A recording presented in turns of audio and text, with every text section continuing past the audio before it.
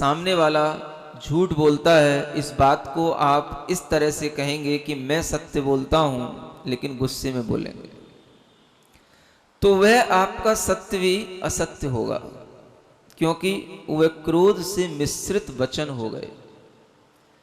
वचन हमेशा शांत भाव से होने चाहिए, और वह क्रोध के साथ मिश्रित होने पर विकृत हो जाते हैं, हमारे मन के अभिप्राय को अलग से बताने लग जाते हैं, और हमें खुद समझ ना आए, लेकिन जो सामने वाला सुन रहा होता है वो समझ लेता है कि ये क्यों ऐसा बोल रहे हैं, इनके अंदर किसके प्रति द्वेष या घृणा है, या ये अपने आप को खुद सत्य की उस पराकाष्ठा पर प्रतिष्ठित करना चाहते हैं, तो ये इस तरह के वचनों का सहारा ले रहे हैं।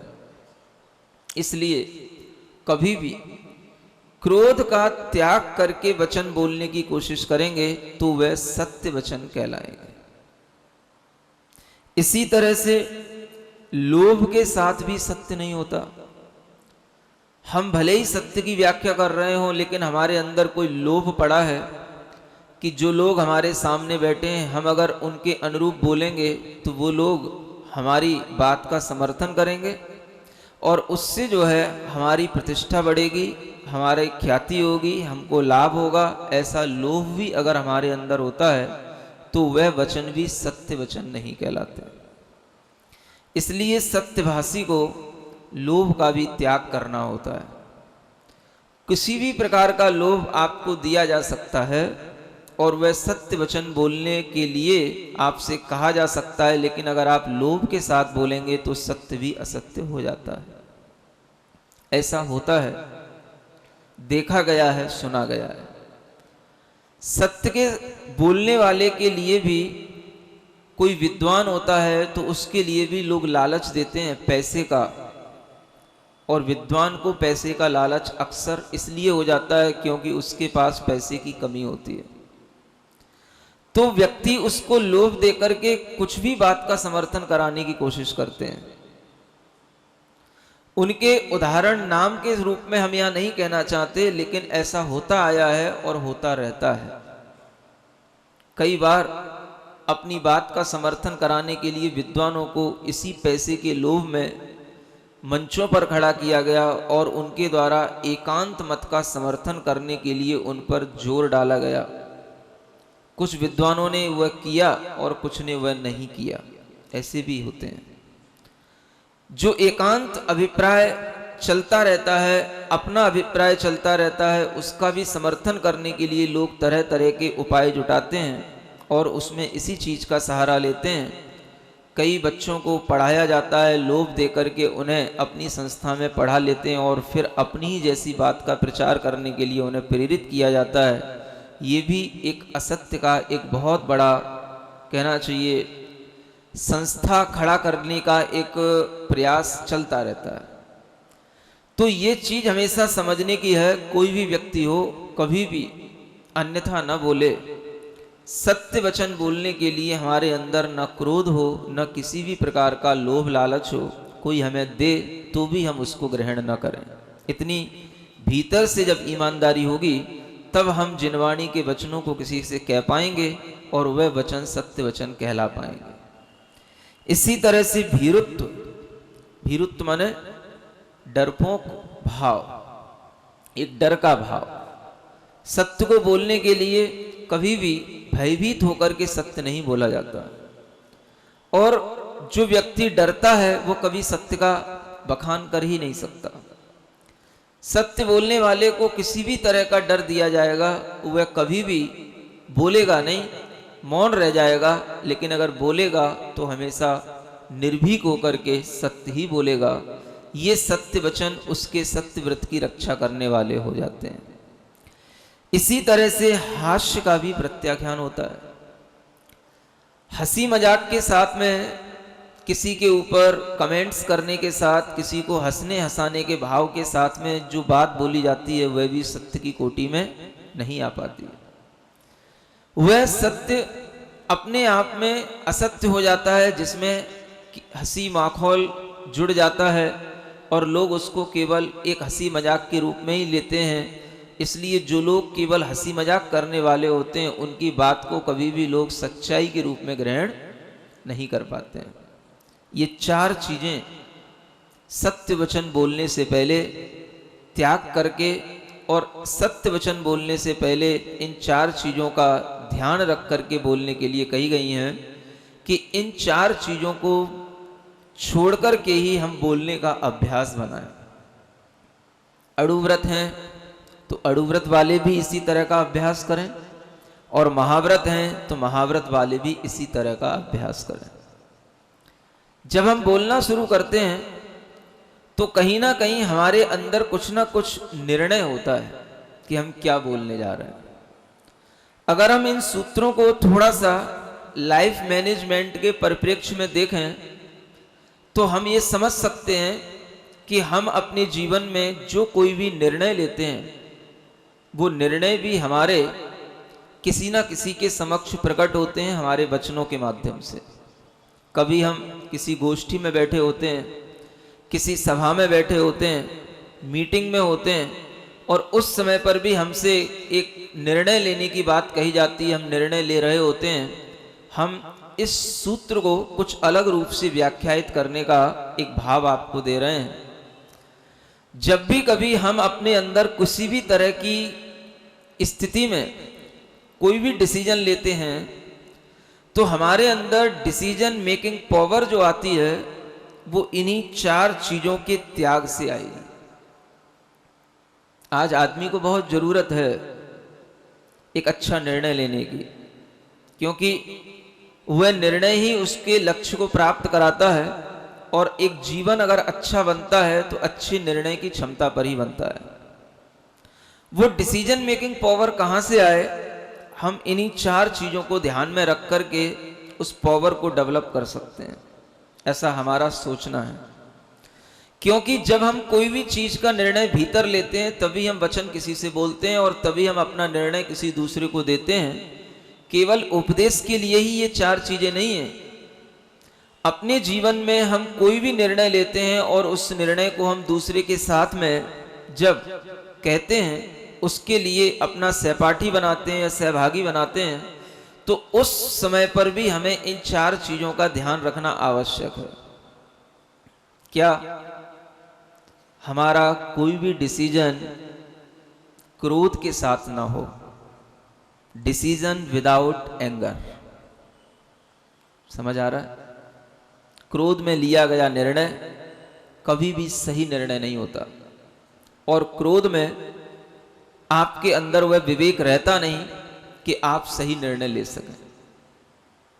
जिन्होंने भी कभी भी क्रोध में कोई निर्णय लिए हैं वो हमेशा दूरगामी परिणामों में असफल रहे हैं, और उनके लिए जिंदगी में कुछ ना कुछ अपयश मिला है।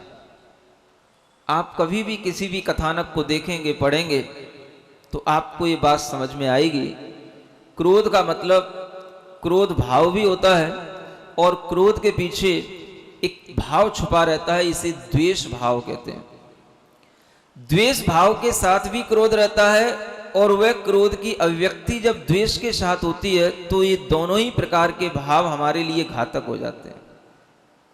मतलब ये हुआ कि हमें कभी भी निर्णय लेते समय किसी को अपना द्वेषी नहीं समझना चाहिए, और किसी को अपने अंदर क्रोध भाव के साथ में निर्णय लेने में समझौता नहीं करना चाहिए। रावण ने निर्णय लिए थे, किससे लिए थे?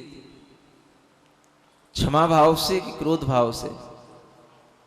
जब उसको समझाया जाता है, मंदोदरी समझाती है, विभीषण समझाते हैं, लेकिन उसकी समझ में कुछ क्यों नहीं आता, और समझ कर के भी वह पुनः उसी नासमझी पर क्यों उतर आता है?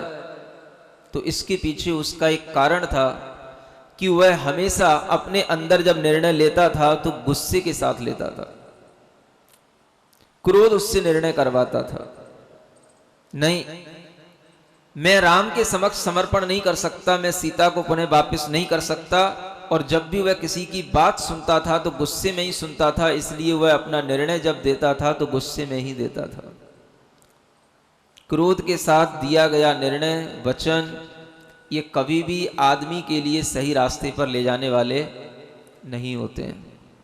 आपको भी अपनी ज़िंदगी में कुछ डिसीजन लेने पड़ते हैं। जब भी लो तो पहले अपने अंदर एक शांत भाव पैदा करना। क्रोध की स्थिति में अगर आप कोई भी निर्णय लेंगे, चाहे वो किसी भी संबंध का हो, चाहे वह किसी भी तरह की जॉब का हो, प्रोफेशन का हो, वह निर्णय आपका अंततः गलत सिद्ध होगा। दूसरी चीज आती है, हमारे सामने निर्णय लेते समय पर हम लोभ ना देखें। कई बच्चे होते हैं केवल पैसे के लोभ में आगे बढ़ जाते हैं। वो ये नहीं देख पाते कि हमारी कार्य क्षमता का सही उपयोग कहां होगा और हमारे लिए कार्य क्षेत्र हमारी योग्यता के अनुकूल मिल रहा है कि नहीं मिल रहा है। केवल पैसों का लोभ कई बार बच्चों को ऐसी जगह धकेल देता है जहां पर आगे जाकर के उन्हें किसी भी तरह का फिर अपने अंदर कोई लक्ष्य हासिल होते हुए नहीं दिखता और उन्हें अपनी प्रोग्रेस की कोई भी वहां पर संभावनाएं नहीं दिखाई देती। ये लोभ के कारण से अक्सर हुआ करता है। इसलिए लोभ के साथ में भी कोई निर्णय नहीं लेना और लोभ के साथ में कभी किसी से कोई वचनबद्धता भी नहीं करना। ये बहुत बड़ी एक बात है। अगर इस बात को हम समझेंगे तो हमारा जीवन आगे तक बहुत सुरक्षित बना रहेगा। राजा वसु का नाम आपने सुना होगा। केवल उसका लोभ था, लगाव था कि उसने जो है झूठ बोला था इसी भावना के साथ में कि मेरा जिनसे लगाव है उसका पुत्र गलत भी कह रहा है तो भी वह उसका समर्थन कर दिया। और उसने कहा था अजैर यष्टव्यम, इसका जो निर्णय होना था कि अज का मतलब क्या है, अज का मतलब बकरा है या अज का मतलब जो धान्य जो दोबारा ना उगे, कौन सा धान्य, उसका निर्णय उस राजा वसु के ऊपर था। और उसने केवल ये जो निर्णय दिया था वह केवल इस बात पर दिया था कि उसका जो साथ में पढ़ने वाला मित्र था, उसकी मां उस राजा वसु के समक्ष अपनी प्रार्थना लेकर के आती है तो उसको अपने उस मित्र के लोभ में ये कहना पड़ा कि नहीं, अज का मतलब बकरा होता है। और जैसा ही उसने ऐसा कहा तो उसका सिंहासन तुरंत पाताल लोक में पहुंच गया और उसका मरण हो गया। इतनी बड़ी बड़ी घटनाएं किससे हो जाती हैं? लोभ के कारण बोले हुए असत्य वचनों से। इसलिए लोभ के साथ में भी कभी भी वचनों का प्रयोग नहीं करना चाहिए। तीसरी बात है, भीरुता के साथ में भी कभी निर्णय नहीं लिए जाते हैं। आप डरेंगे तो आपके निर्णय कभी भी बोल्ड नहीं होंगे और वो आपके जीवन में कभी भी सफलता की सीढ़ियां नहीं प्राप्त करा पाएंगे। डर करके कभी भी ना बोला जाता है ना निर्णय लिए जाते हैं। और जिन्होंने डर करके भी सोचा है, निर्णय लिए हैं, तो वे हमेशा कुंठित रहे हैं। आपने महाभारत में एक धृतराष्ट्र का नाम सुना होगा, सुन रहे हो? वो हमेशा डर करके निर्णय लेते थे। उन्हें डर था पांडवों का, उन्हें डर था भीष्म पितामह का। और इसलिए जब भी उनके सामने कोई निर्णय आता था तो वह उस निर्णय में भीतर से डरते थे और डरने के कारण से वो जो भी निर्णय लेते थे वो निर्णय उनके लिए गलत सिद्ध होते थे और वही रणनीति आगे चल करके उन सब कौरवों के विनाश का कारण बनी थी। गलत स्थिति में हमारे अंदर डर भी होगा और जब हम डर के साथ में कोई भी डिसीजन लेंगे तो उससे हमारे आगे तक का बहुत अच्छा हित नहीं होगा। ये सूत्र हमें जीवन जीने की शैली बताते हैं और इनका अगर हम उपयोग करें तो हम हो सकता है कि कुछ समय के लिए हमारे सामने लगे कि हम ईमानदार होने के कारण से पिछड़ रहे हैं या हम किसी भी तरह से धीमी गति से उन्नति कर पा रहे हैं, लेकिन अगर आप इन सूत्रों का साथ रख करके उन्नति करेंगे, आज के बच्चे भी, प्रोफेशनल लोग भी अगर इन सूत्रों को साथ में रख करके प्रोग्रेस करेंगे तो वह उनकी प्रोग्रेस धीमे धीमे होते हुए भी उनके लिए लंबे समय तक वह प्रोग्रेस बनी रहेगी और वह एक स्थायित्व के साथ होगी और उस प्रोग्रेस से उनको कभी भी जीवन में पछतावा नहीं होगा। हमेशा उनके अंदर आनंद का भाव और शांति का भाव बना रहेगा। क्योंकि जब हम धर्म के साथ होंगे, सत्य के साथ होंगे, तो थोड़ा हमें कष्ट तो होगा, हमारी प्रोग्रेस धीमे धीमे होगी, हमें वो चीजें जल्दी नहीं मिलेंगी जिन्हें हम प्राप्त करना चाहते हैं, लेकिन लंबे समय तक हमारा मन दृढ़ होगा, आत्मविश्वास से भरा होगा। सत्य की भावनाएं करते रहने से हमारे अंदर सत्य उतरता हुआ रहेगा और हम किसी के साथ भी कमजोर के रूप में खड़े नहीं होंगे। सबके समक्ष हम अपनी दृढ़ता अलग से दिखा सकेंगे, तभी जब हमारे अंदर ये भावनाएं हों। और हास्य का भी प्रत्याख्यान, आपको डिसीजन लेना है, आप हंसी मजाक के माहौल में बैठे होंगे, कभी आप डिसीजन नहीं ले पाएंगे। और किसी भी हंसी मजाक की स्थिति में भी अगर आपने डिसीजन लिया है तो वो भी गलत कहलाएगा। किसी की हंसी होने पर आपने अगर कोई डिसीजन लिया है तो वो भी गलत हो जाता है। किसी ने आपसे कभी कोई हंसी मजाक में कोई बुरी बात कह दी या कोई बात अच्छी भी कही लेकिन आपको बुरी लग गई और आपने वो डिसीजन ले लिया कि अब मैं इससे बदला लेकर के रहूंगा या मैं इसको समय पर बताऊंगा, तो वह निर्णय भी आपका गलत हो जाता है। सुन रहे हो, द्रौपदी ने हंसा था और हंस करके जब उसने कहा था कि अंधों के अंधे ही होते हैं, तो दुर्योधन को ये बात बहुत बुरी लगी और उसने उसी समय पर उस हास्य से ही ये डिसीजन ले लिया था कि मैं इसका अपमान करूंगा। सुन रहे हो, और यही वजह रही कि वह एक छोटी सी बात एक महाभारत के रूप में सामने आ गई। हास्य के साथ में भी अगर हम किसी के साथ रहते हैं तो हम उसे छोड़ें। उस समय पर हम कोई द्वेष का भाव, उसके लिए बदला लेने का भाव रखेंगे तो हमारे लिए कभी भी आगे हित नहीं होगा और हमारी सारी एनर्जी, सारी हमारी जितनी भी पावर है वो सारी की सारी उसी में खर्च हो जाएगी, हम उससे बदला लेने की भावना रखेंगे तो। इसलिए आचार्यों ने ये बहुत मार्मिक सूत्र दिए हमें अपने जीवन को सही ढंग से चलाने के लिए।